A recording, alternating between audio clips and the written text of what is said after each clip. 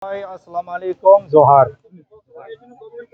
Diनै जोङो Gossaigaon Commonwealth club cum library बे जोंनि गसाइगाव ओनसोलाव all BTR differently abled persons protection organisation निफ्राय मोनसे लाकी गिफ्ट कुपन होनाय जादों।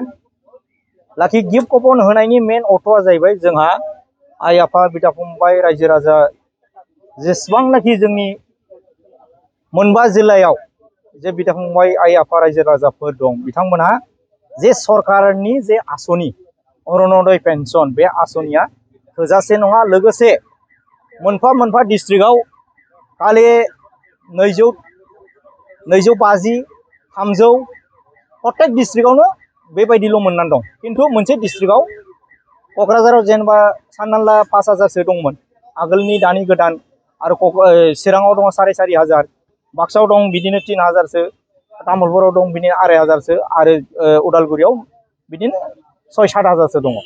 दा बे मोनबा डिस्ट्रिक्टआव खालि अकल 250 200 300 बिदिल' मोननानै दं। दा बेखायनो जोङो बयबो रायजो राजाखौ खावलायो जोंनि जे बिदा फंबाय गोदोसोनानै थानाय दुखुथिया सुबुंफोरखौ बोखांनो थाखाय जोंनि अफिसनि गोनांथि जानायखाय जों नैबेखौ जोंनि नैबे लाकी गिफ्ट कुपनखौ जों होनाय जादों।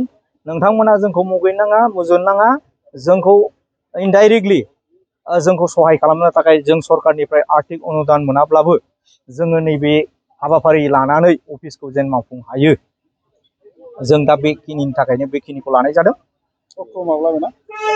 अक्ट'आ जाहैबाय 23 सेप्तेम्बर 2026।